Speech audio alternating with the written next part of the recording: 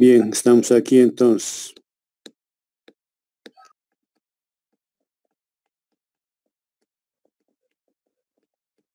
Ahí estamos, ¿verdad, jóvenes? Sí, doctor. Muy bien. Los monobalsámicos es siempre el núcleo químico, el anillo de beta lactámico, pero el monobalsámico es un beta lactámico monocíclico, ¿no? Entonces aquí tiene sus grupos aminos, ¿ya? Aquí tiene más o menos así sus grupos, ¿ya? Grupos aminos, así es el núcleo químico monobalsámico, ¿ya? Y aquí tenemos dos drogas, ¿no? El aztreonam y el carumonam, ¿ya? Se obtiene a partir del Streptomyces del Chromobacterium violaceum, compuesto monocíclico aztreonam, ¿ya? Cuyo mecanismo de acción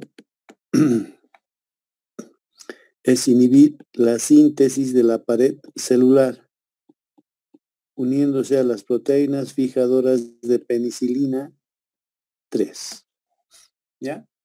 El 1, proteína fijadora de penicilina 1 eran las penicilinas, las cefalosporinas, por ejemplo.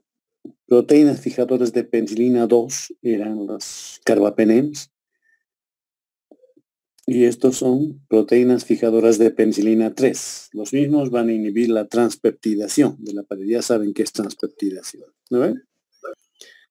Esto lo va a hacer especialmente en las enterobacterias, ¿ya? En la pseudomonas y en gram negativos, ¿ya? ¿Qué característica tiene el aztreonam y el carumonam? Son resistentes o son más resistentes a la beta-lactamasa, ¿ya? Son resistentes. Vamos a su actividad antimicrobiana ahora, a su actividad antibacteriana. Va a inhibir la mayoría de los enterobacters, ¿ya? La pseudomonas aeruginosa, el Haemophilus influenza, el gonococo, ¿ya? Y también el aztreonam se une con los aminoglucósidos y hay sinergismo de potenciación, ¿ya? ¿Para quiénes? Para la pseudomona y para la enterobacter, ¿ya?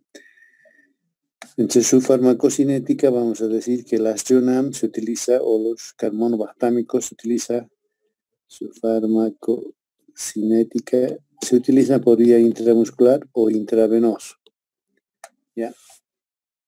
Tiene distribución sistémica, está en todo el cuerpo, todos los líquidos, inclusive el sistema nervioso central, aunque no llega en gran concentración, pero está.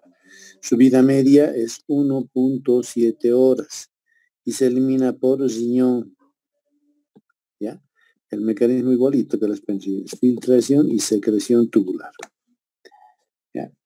Hasta ahí lo mismo, tiene siempre el mismo núcleo químico, por eso es lo mismo. En sus usos clínicos o sus indicaciones, para que esté indicado, infección del tracto urinario, puede ser pielonefritis, por ejemplo, o puede ser cistitis, ¿ya? Todas las infecciones urinarias. Las bronquitis también está indicado. En pacientes sépticos, los micrófonos jóvenes, ¿ya? En procesos sépticos, infecciones de piel, las piodermitis, ¿ya? Las heridas postquirúrgicas, ¿ya? Y infección por gram negativos, ¿ya? También se puede usar en infecciones mixtas, pero hay que asociar, ¿no? Puede ser una infección mixta, puedo asociar a un aminoglucósido o puedo asociar a clindamicina o eritromicina o vancomicina, ¿ya? El aztreonam viene en su presentación de 500 miligramos vial y también hasta 2 gramos hay.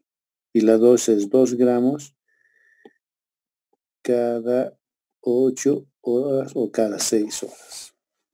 Y en niños mayores a 4 semanas, la dosis es 120 miligramos por kilo de peso por día. ¿Ya? Eso es los monováctámicos. ¿Alguna pregunta, jóvenes?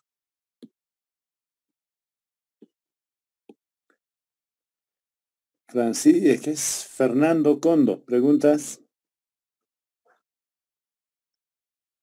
Sí, doctor, no, nada, ahí nomás está todo tranquilo, estoy viendo más. Todo tranquilo. Eva Nava, ¿preguntas?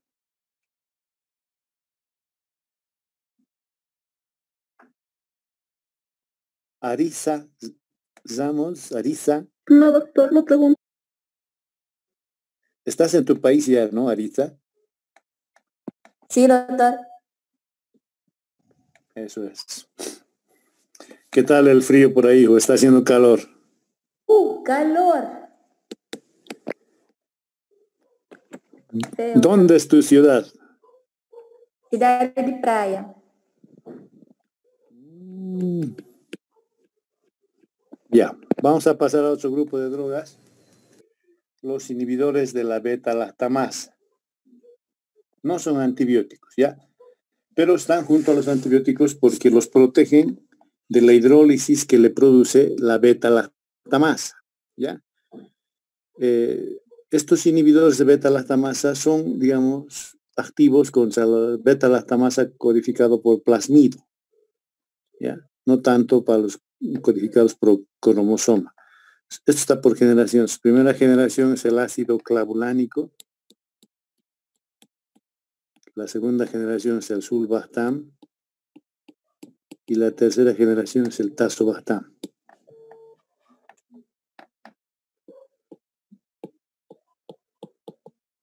¿Ya? Un segundito, por favor. Hola. Hola. Sí, estoy pasando clase ahorita. Voy a ir hasta las... Sí, 3 y 4 voy a estar por ahí para ir a hacer. ¿Ya? ¿Ya? Ya, lista va a esperar. Ya, ok. Ya. Chao, chao. Tres generaciones entonces, ¿no? Los primeros que han aparecido es el ácido clavulánico, después el sulbactam y actualmente el tazobactam. ¿Ya? Vamos con el ácido clavulánico. Ya, el ácido clavulánico se va a unir sobre todo a la amoxicilina. Entonces voy a poner aquí amoxicilina. En su libro está todo esto, ¿ya? ¿De dónde viene el ácido clavulánico? Del Streptomyces clavuligerus, que se liga a la beta-lactamasa. Digamos que es el núcleo de la penicilina. Sí, es el núcleo, ¿no ven? Su cadena R. La beta-lactamasa lo perfora eso, ¿no es cierto? Entonces, este ácido clavulánico es como si le protegiera. Entonces, digamos que está llegando la beta-lactamasa, el ácido clavulánico se une a la beta-lactamasa y lo inactiva, ¿ya? Ese es el mecanismo de acción, ¿ya? Unirse a la beta-lactamasa, ¿ya? Puede usar por vía oral, tiene la misma farmacocinética que la amoxicilina, por eso puede usar por vía oral, ¿ya? Puedo usar también amoxicilina por vía parenteral y también puedo mezclar con ácido clavulánico, ¿ya? También se mezcla el ácido clavulánico con la ticarcilina, ¿ya? Para la meningitis, por ejemplo, ¿no? Un efecto mayor todavía tiene. Una vez unido estos dos, ácido clavulánico con amoxicilina, sirve para enfermedades por estafilococo, ¿ya? Pero este estafilococo yo sé que produce beta-lactamasa, ¿ya?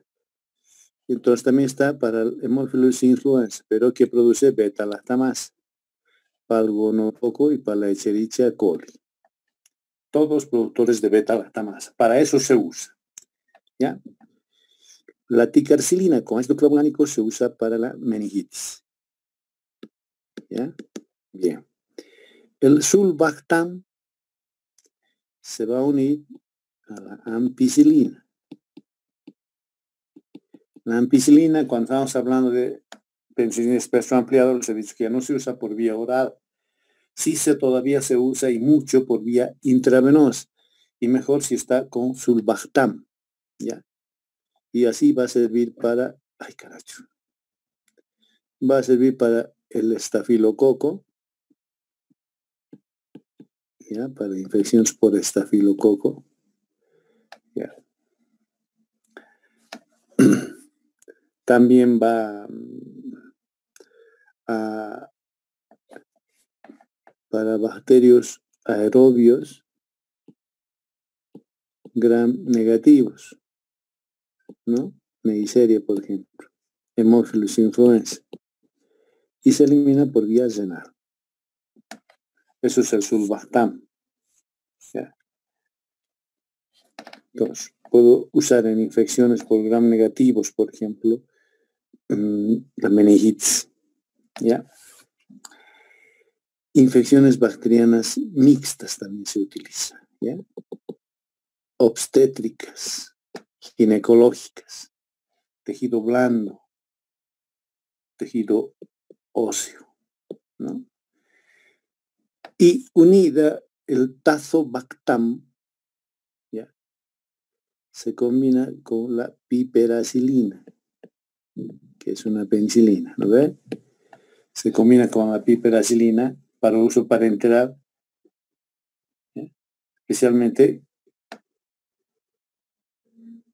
tiene muy poca acción, casi esa mezcla contra la pseudomonas aeruginosa, porque pseudomonas produce beta-lactamasa de información cromosómica, pero para los demás sí, ¿ya?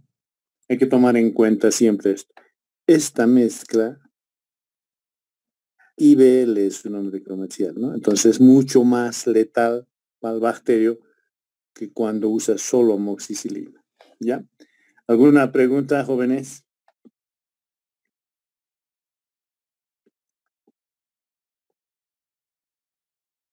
¿No hay preguntas, jóvenes?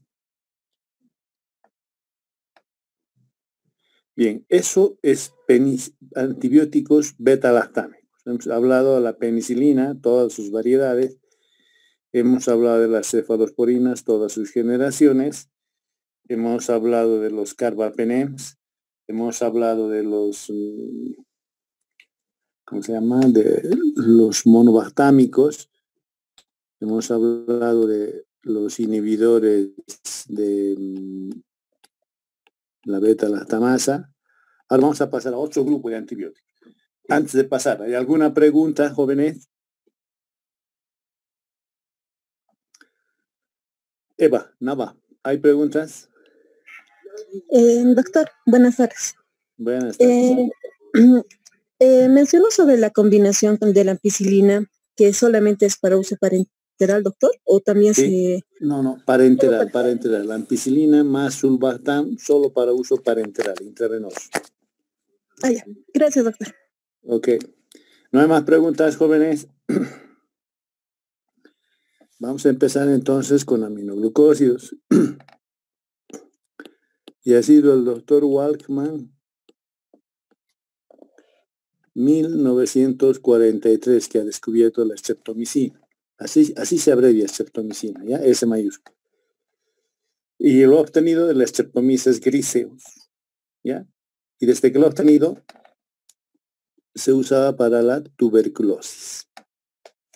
Aunque después de más o menos unos 5 o 6 años, se han dado cuenta que el bacilo de Koch generaba resistencia a la streptomicina, ¿ya? Entonces ahora desde esos estudios ya no se usa solo, ¿no? Hoy en día se usa con 4 o 5 fármacos, se mezcla, ¿ya? Bien. Esto quiero que entiendan. Estoy poniendo de título siempre. Aminoglucósidos para infecciones, ¿ya? por gram negativos, por bacterios gram negativos. Ya estoy haciendo énfasis en gram negativos, aerobios y pal estafilococo. Ya para eso nomás se usan los aminoglucósidos. Infecciones por gram negativos e infecciones por estafilococo y anaerobios, obviamente. En 1949 se ha obtenido la neomicina del Streptomyces fradei. En 1957 la canamicina. Los japoneses han hecho este aporte. Se obtiene del Streptomyces canamiceticus. ¿Ya? Y ahí tiene su clasificación de aminoglucósidos. Vamos a tener en primera línea la streptomicina, la neomicina, streptomicina del Streptomyces griseus, neomicina del Streptomyces fradei. Esta neomicina es para uso tópico. ¿Ya? La canamicina del Streptomyces canamiceticus, la gentamicina de la micromonospora purpúrea, la cisomicina de la micromonospora, la paramomicina, ¿ya? Que es una variedad de la streptomicina, ¿no? La tobramicina del Streptomyces tenebrarius, la amicacina de la modificación de la canamicina, es eso. La netilmicina, la spectinomicina, la dibecacina, modificación de la canamicina también, y la zibostamicina. Esos son los aminoglucósidos. ¿Alguna pregunta hasta ahí?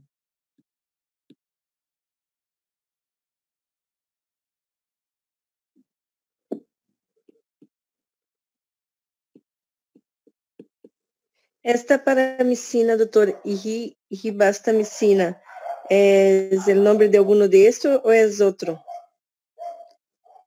La zibostamicina Sí. es otro fármaco. Así. Es porque eso no tiene. Ya, es otro fármaco, pero dentro de los aminoglucósidos, ¿no? Zibostamicina. Hay más, pero todavía la FDA tiene sus observaciones, por eso no se ha autorizado todavía, pero hay más. ¿Ya? Sí. Bien. Químicamente, ¿qué son? Son dos aminoácidos o aminoazúcares les llaman. Dos aminoazúcares, pues dos aminoazúcares, que van a estar unidos por enlaces glucosídicos a un anillo de aminociclitol o núcleo hexosa. ¿Ya? Eso es químicamente. ¿Ya? Bien.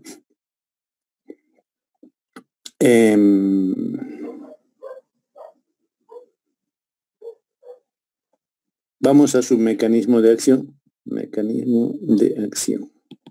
Y los aminoglucósidos su mecanismo de acción va a ser de inhibir la síntesis proteica bacteriana, ¿no?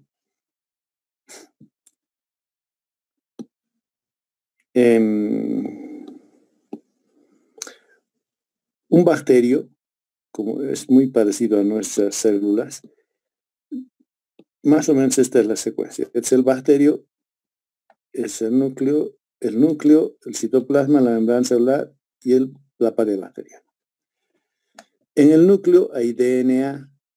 El DNA va a lanzar una orden a través del RNA mensajero. Cuando éste le está dando su orden al RNA de transferencia, es ahí donde interrumpe. Entonces, lo que va a entrar al ribosoma para que se produzcan nuevas proteínas ya va a ser una información errada, y la proteína que produzca el ribosoma ya va a ser una proteína errada, ¿no? Que no tiene la misma característica, y por eso va a morir el bacterio, ¿ya? Por eso es bactericida. Bien. Cuando le está pasando la información, el RNA mensajero al de transferencia, es ahí donde va a intervenir los aminoglucósidos. ¿ya?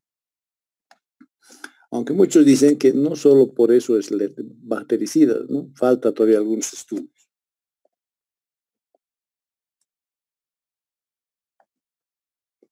Ahora, ¿qué se llama esa unidad donde actúa? Inhibir la síntesis de la pared bacteriana, no, inhibir la síntesis de las proteínas bacterianas uniéndose a la unidad 30S. ¿Ya? Es la subunidad ribosomal más pequeña, 30S. Y es una unión, un antibiótico, una proteína. ¿Ya? Los demás aminoglucósidos también se unen a otros ribosomas. ¿Ya?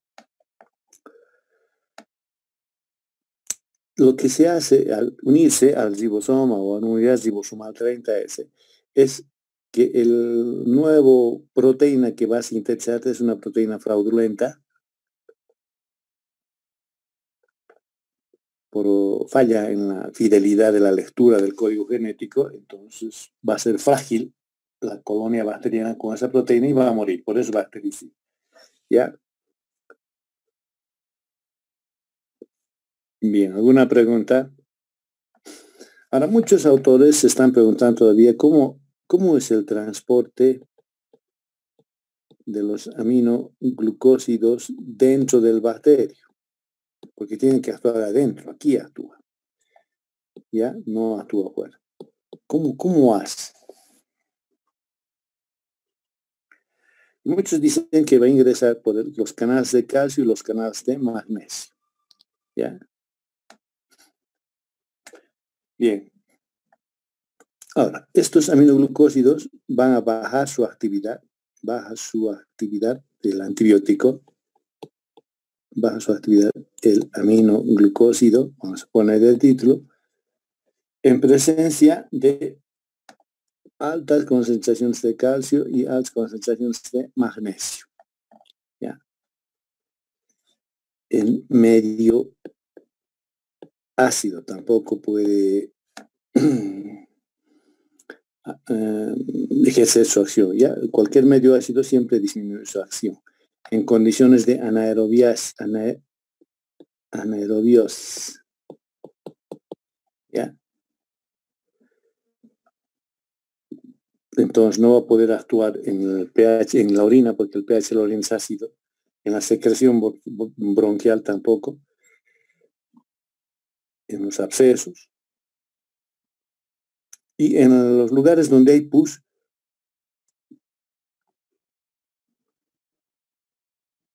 el aminoglucósido no actúa bien porque se va a unir a compuestos fosfolípidos, glucopéptidos, que están en la mucina del bacterio, este antibiótico, y no va a actuar, se inactiva. Ya vamos al mecanismo de resistencia, ya sabemos cómo actúa entonces, inhibiendo la síntesis proteica.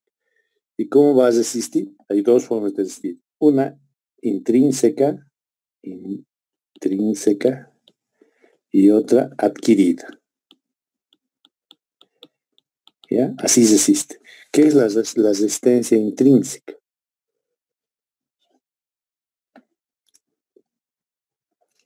Ejemplo de estos son los gram negativos. No puede entrar el antibiótico dentro del bacterio. ¿Ya? Esa es una resistencia natural. ¿Ya? Y la resistencia adquirida se debe a tres mecanismos. ¿Ya? Adquirida, voy a hacer aquí, tres mecanismos. 1, 2, 3. El uno es que esta colonia bacteriana, cuando está viniendo el antibiótico, el aminoglucósido, le va a lanzar una enzima, igual que la beta-lactamasa. ¿Y cuáles son esas enzimas? La adenilasa, acetiltransferasa, la fosfotransferasa. ¿Y qué va a hacer el bacterio con eso? Va a desnaturalizar a los antibióticos, o sometiéndoles a adenilación o acetiltransferación o transferasas y las fosfotransferasas. ¿Ya? Eso hace lo que el mecanismo de resistencia más común ahora de los microorganismos a la acción de los aminoglucósidos. ¿Ya? Pues van a producir enzimas, ¿ya? Que van a inhibir, mejor dicho, la adenilación, la acetilación o la fosfoactividad de la transferasa. ¿Alguna pregunta hasta ahí, jóvenes?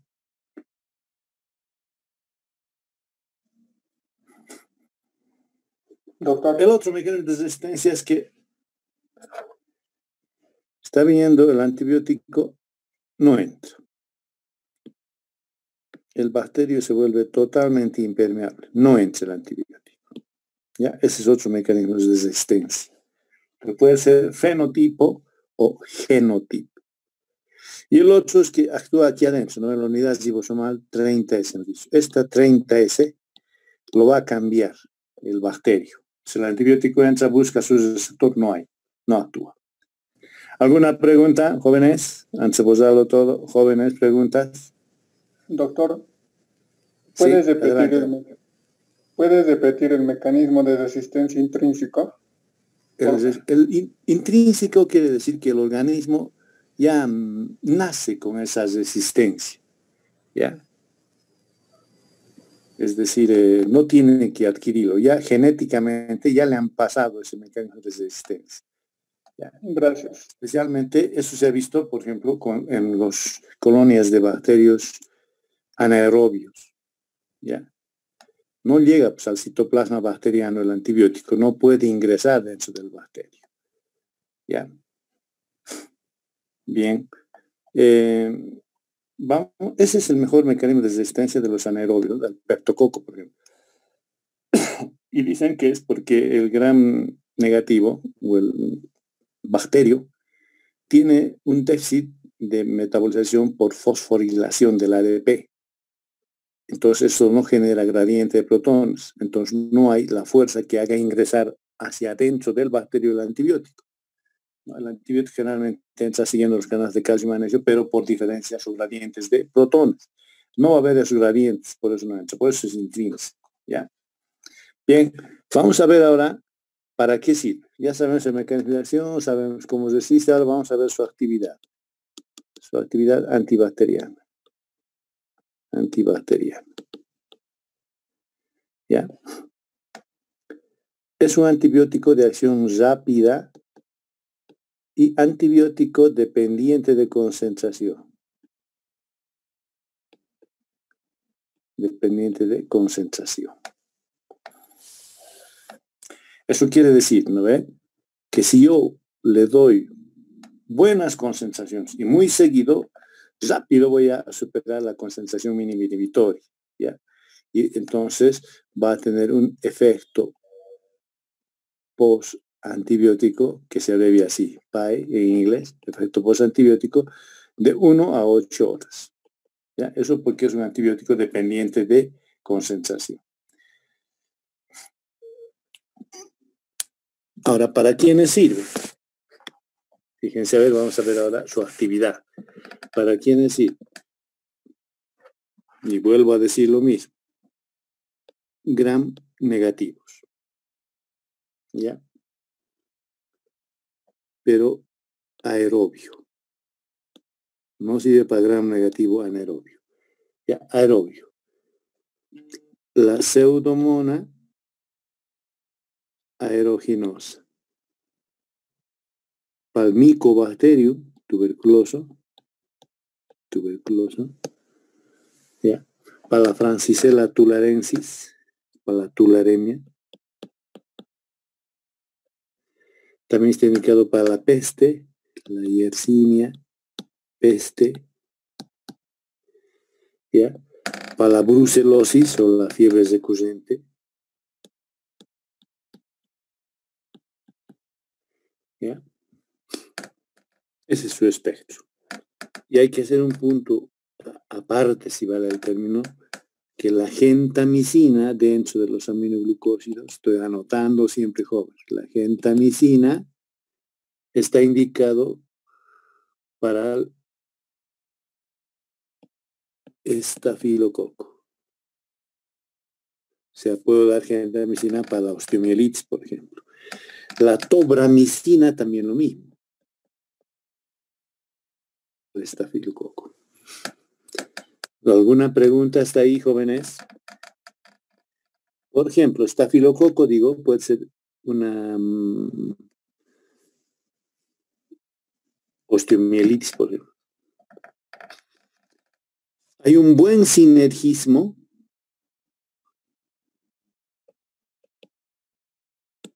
con antibióticos inhibidores de la síntesis de la pared celular.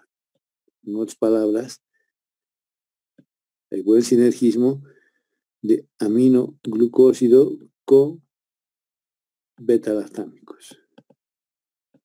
¿No? Puede ser con penicilina, puede ser con cefalosporina, puede ser con carbapenem, todo, ¿no? Bien, ¿alguna pregunta? Ahora, ¿por qué es bueno el asociar con beta-lactámicos? Porque digamos que es el bacterio, el beta-lactámico lo que va a hacer con su acción es romper algunos lugarcitos de la pared bacteriana. Y por esos lugarcitos que ha producido la ruptura, por ahí es el antibiótico. ¿Ya? Por eso ese sinergismo es bueno.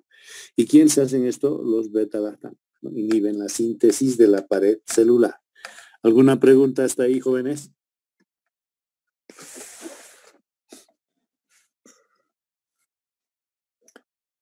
Bien, vamos a hablar ahora entonces de sus parámetros farmacocinéticos de las aminoglucósidos. ¿Ya? Y vamos a empezar indicando lo siguiente. Son antibióticos grandes, ¿ya? Que no tiene buen coeficiente de liposolubilidad. Por lo tanto, estoy repitiendo, se usa por vía intramuscular y muy poco se difunde, ¿ya? Muy poco, no llega al sistema nervioso central, por ejemplo, ¿ya? Sí está en todo el espacio intersticial, ¿ya? Por su carga grande, macro, policatiónica, no pueden pasar bien las membranas, ¿ya? No tienen un mecanismo específico de transporte a través de las membranas, ¿ya? Su volumen de distribución de este fármaco, su volumen de distribución va a ser aproximadamente el 20% del peso corporal total, ¿ya? Es decir, todo el agua extracelular, ¿no? Más o menos. ¿Ya? Donde sí se concentra bien es en la corteza renal y también donde se concentra bien es el oído interno. ¿Ya? En el oído interno hay gran concentración en la endolinfa, perilinfa, ¿ya? No se metaboliza, se elimina así como tal. Su concentración biliar es 30% menos a la concentración que se ha logrado en plasma y se van a eliminar los aminoglucósidos por riñón, ¿ya? Y al eliminarse por riñón lo van a hacer por filtración glomerular, ¿ya?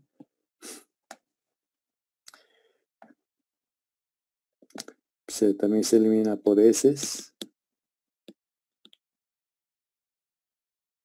Parte de la eliminación renal también se absorbe en túbulo contorneo proximal.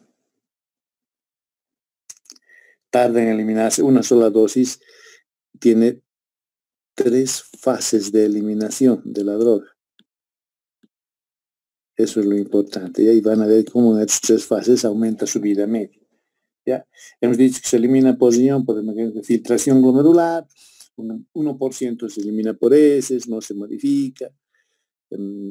Tiene 3 fases en su fase de eliminación. ¿Ya?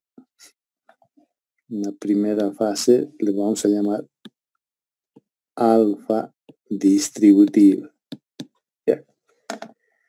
Distributiva de eliminación, ¿no? Es más o menos, o comprende la etapa donde el proceso de distribución desde el espacio vascular a algún espacio extravascular de los aminoglucósidos. ¿Ya? Eso es. La distribución desde el espacio vascular a algún espacio extravascular.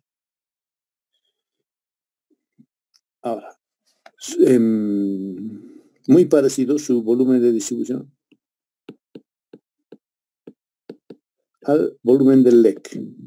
¿Ya? Y esta fase, la primera fase, dura en el cuerpo más o menos 15 a 30 minutos. Entonces, por eso siempre, si quieren medir si están haciendo bien el tratamiento con aminoglucósidos, siempre hay que tomar muestras de sangre después de 1 hora de administrar. ¿Ya?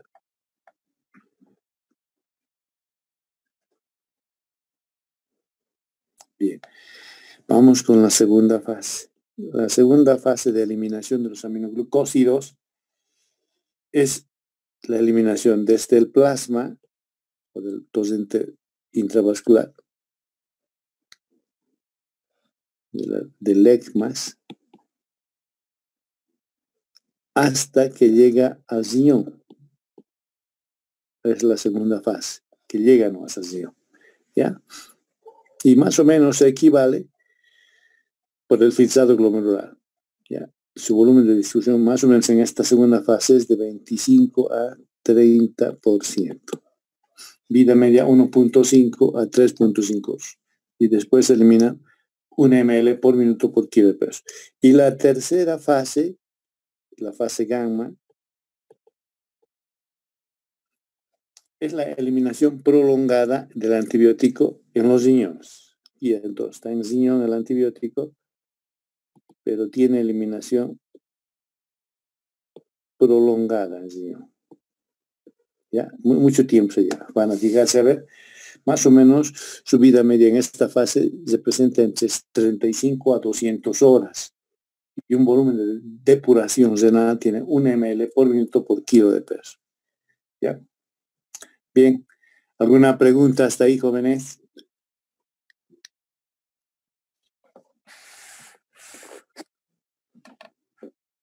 Esta tercera fase, o fase gamma, es la fase más prolongada, ¿ya? Su volumen de distribución ahí es, en esta fase, aquí es de 45 a 100%, ¿ya? Del peso corporal. Y una vida media prolongada hasta 200 horas, ¿ya? Largo es esta fase, ¿no? Bien, vamos a ver qué efectos adversos tiene los aminoglucósidos. A ver, resumiendo, vamos a decir que farmacocinéticamente el aminoglucósido se usa por vía intramuscular o intravenosa. Ya que su volumen de distribución es el agua corporal total, donde se distribuye más en corteza renal y oído interno, se elimina por riñón por filtración glomerular, tiene 3 fases en su eliminación, una fase primaria o alfa, que comprende el volumen de distribución desde la inyección al torrente intravascular. El segundo es el plasma, la segunda fase o fase beta, ya es la eliminación del antibiótico desde el plasma al LEC, que más o menos te produce esto en 25 a 30% del peso, ¿no? Y la tercera fase o fase gamma, ¿no? Que es la eliminación propiamente y el mucho tiempo que se queda a nivel renal, ¿ya? Que más o menos llega hasta 200 horas. Ya así se eliminan los aminoglucósidos. Ahora vamos a los efectos adversos. Y tiene 3 grandes efectos adversos, ¿ya? Voy a escribir así abreviando. Parálisis neuromuscular, ototoxicidad, ¿ya? Y nefrotoxicidad. Entonces, ototóxico, nefrotóxico y tóxico a nivel neuromuscular, especialmente en pacientes que están saliendo de operaciones, ¿no? ¿Y qué es en la parálisis o la parálisis neuromuscular? Es porque inhibe la liberación presináptica de acetilcolina. ¿Ya? Inhibe. No sale acetilcolina. Ahora otros dicen que bloquea los receptores postsinápticos de acetilcolina. ¿Ya? Ese es su mecanismo de acción para producir el efecto adverso de parálisis neuromuscular. También produce bloqueo de la entrada de calcio. ¿Ya? Ahora, muchos autores dicen que el bloqueo postsináptico es el más potente. ¿Ya? Y es más potente con la streptomicina y la natilmicina. ¿Cómo se revierte este efecto? Administrando gluconato de calcio intravenoso.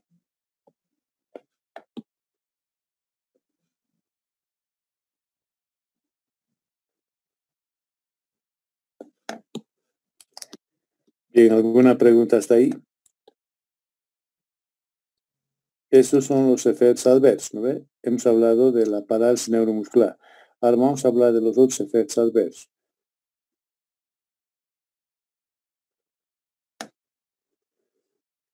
Bien. El otro efecto adverso se va a producir fundamentalmente a nivel del riñón, ¿ya? La nefrotoxicidad. Y más o menos la nefrotoxicidad se va a producir entre un 5 a 10% de los pacientes. Y la causa, porque es nefrotóxico, es su rápido transporte,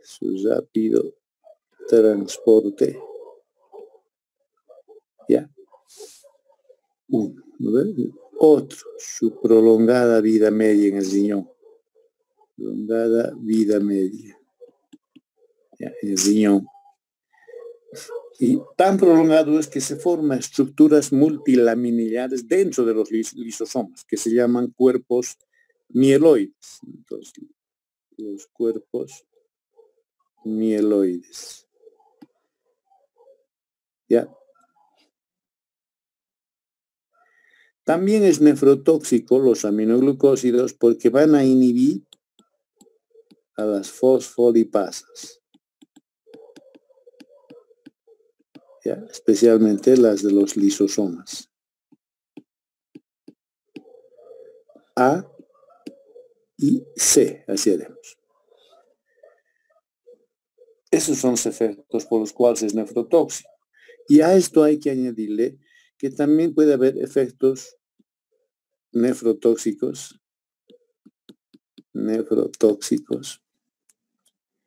que pueden ser extralisosomal, que son alteraciones estructurales y funcionales de la mitocondria, ¿no?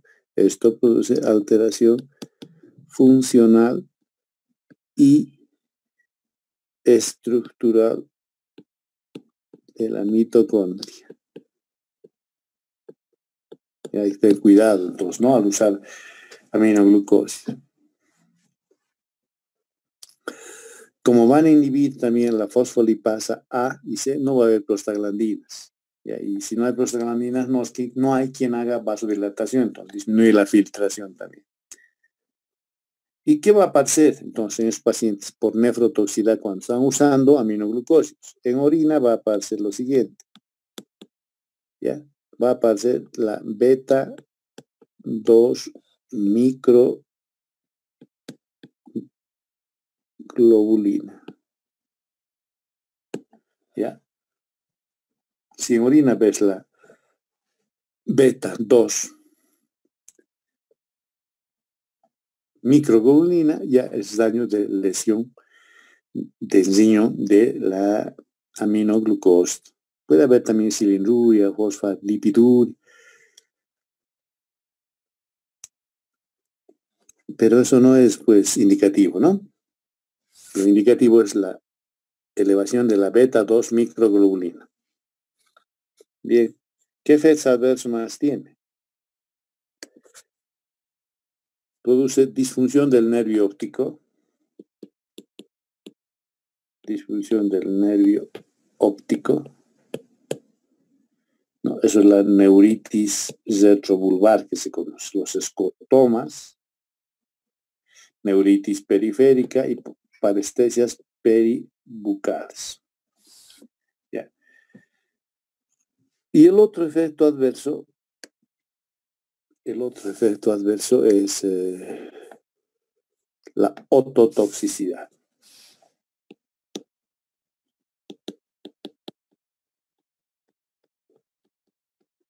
¿ya? Entonces, neurotóxico, nefrotóxico y ototóxicos, ¿no? Y a nivel ototóxico, ¿qué va a ser? En la ototoxicidad, aquí hay una destrucción. Los aminoglucósidos destruyen las células ciliadas externas, ¿no? Del órgano de Corti. O sea, va a destruir el oído. ¿Ya? Hay degeneración retrógrada del nervio óptico. Eso es irreversible. Puedes quedar con hipoacusia severa. Eso en el par coclear, ¿no? En el par vestibular se afecta principalmente las células ciliadas tipo 1. Tipo 1. ¿Esto dónde está? En la cima de la cresta acústica. Encima de la cresta acústica.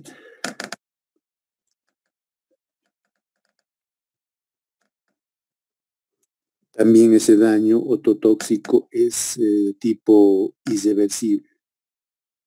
¿Ya? Entonces hay que tener mucho cuidado al usar aminoglucósidos jóvenes, ¿no? Pueden producir daños severos. Ahora vamos a ver para qué está indicado los aminoglucósidos, conociendo ya bien. Hemos dicho que los aminoglucósidos están indicados en infecciones por gram negativos. También está indicado en infecciones por estafilococo, ¿no? Eso no más vamos a ver ahora, ¿ya? Bien, ¿alguna pregunta tienen hasta ahí, jóvenes? Fernando Condo, ¿hay preguntas? No, doctor. No, me está diciendo, ¿no? Que des mano a tu examen, Fernando. Bien, vamos a ver las indicaciones de la streptomicina ahora, ¿ya? ¿Para qué sirve streptomicina?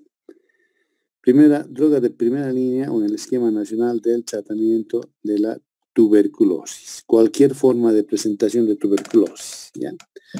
Puede ser tuberculosis pulmonar, puede ser tuberculosis ósea, tuberculosis peritoneal, tuberculosis renal, cualquier tuberculosis. Otra indicación de la streptomicina estamos hablando, endocarditis. ¿Ya? Puedo asociar streptomicina más penicilina. ¿Ya? Para endocarditis por enterococo, por streptococo, viridans también, ¿ya? En la tularemia, otra indicación. La tularemia, dosis de 15 a 25 miligramos kilo peso, 7 a 10 días, ¿no? En la peste también está indicado. Peste. Aquí se da una dosis de 1 gramo intramuscular cada día.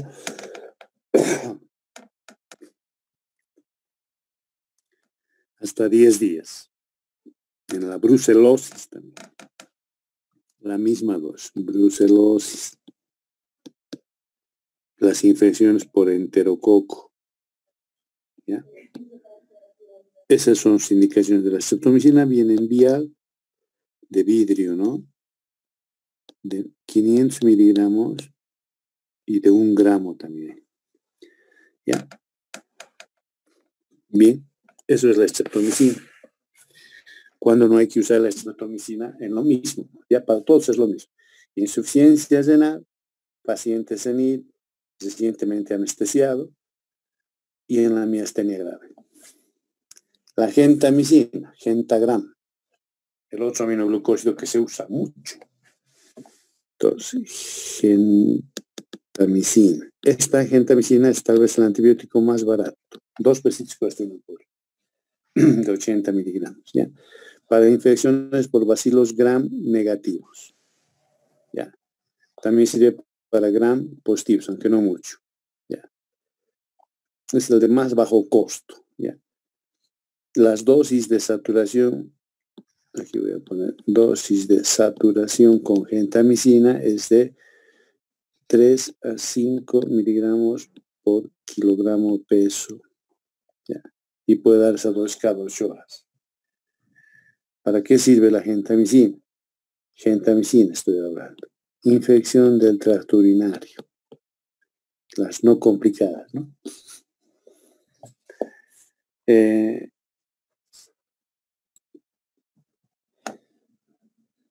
Osteomielitis. ¿Ya? Después tenemos la fascitis necrotizante. En su libro dice infecciones óseas, osteomielitis. ¿Sí? Tejidos blandos, fascitis necrotizante. Digamos que esto es un hueso. Y aquí está la osteomielitis. El cirujano va a entrar, va a operar eso y lo va a abrir esto. Y ahí va a dejar una perla de gentamicina y de rifampicina. Y esto dura 6 meses, ¿no? Es el método de Clem, pregunta de parciales. Bien. Una sola contraindicación tiene. Paciente con insuficiencia renal. Vienen ampollas. Eso sí, hay desde niños hasta adultos mayores, hay, ¿no? De 10, de 20, de 80, de 480, de 280. Y también viene en crema la gentamicina. Vamos a hablar un poquito de la tobramicina. ¿Ya? Tobramicina. Fíjense a ver su espectro. Siempre gram negativo.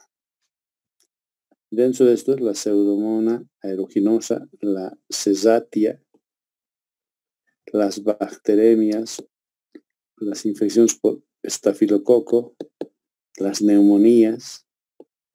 Puede usarse por vía intravenosa o intramuscular. Ahí está la dosis.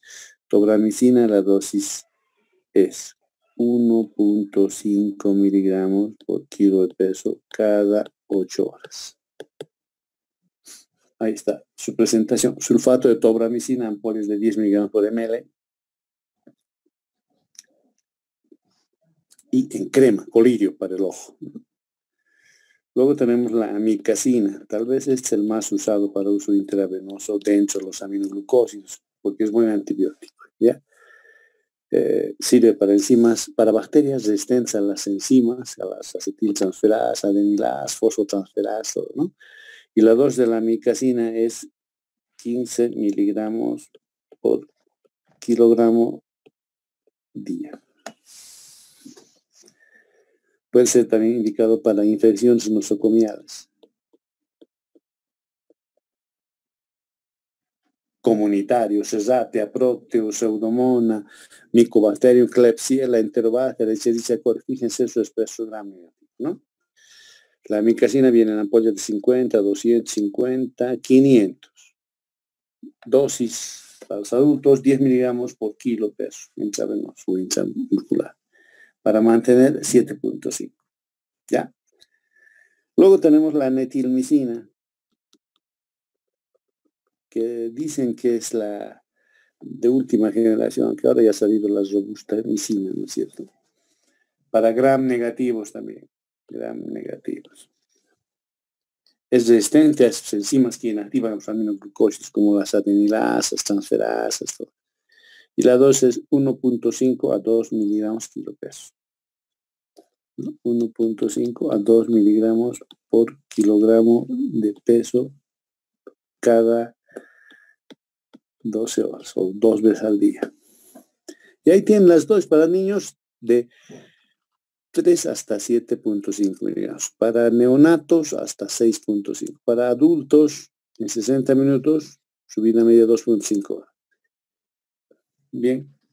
Dentro de este grupo de antibióticos están los antibióticos para uso tópico, la neomicina. La neomicina se da en tableta, el paciente lo toma y como no se absorbe va a destruir todita la flora bacteriana del intestino. Ya puede ser usado como profilaxis en cirugías. Ya, digamos que voy a hacer una resección de intestino, entonces tienes que darle primero antibióticos para evitar que cuando vuelvas a unir los intestinos se produzca un proceso infeccioso, ¿no? Para eso nomás sirve la neomicina, para el coma hepático también, ¿no? Y se mezcla neomicina, bacitracina, miconazol y hidrocortisona, 4 fármacos hemos usado, Quatsiderm se llama. ¿Ya? Bien. Eso es aminoglucosa, los jóvenes. Vamos a quedar ahí, jóvenes, ¿ya? Entonces vamos a quedar en, ya no aminoglucosa, sino vamos a quedar en tetraciclinas. ¿Ya? ¿Alguna pregunta? Aminoglucósidos, jóvenes. Doctor, Adelante. doctor, disculpe, ¿puede volver a explicar acerca del método de Clem, por favor? Ya. Bien. Digamos que este es un hueso, ¿ya? ¿Sí? Un hueso sano. Este hueso sano va a tener osteomielitis. Así es la osteomielitis. Entonces va a venir el médico, te va a operar, va a llegar hasta el hueso y te va a operar, lo va a limpiar, listo. Y el hueso va a quedar así, con un hueco. Ay, carajo.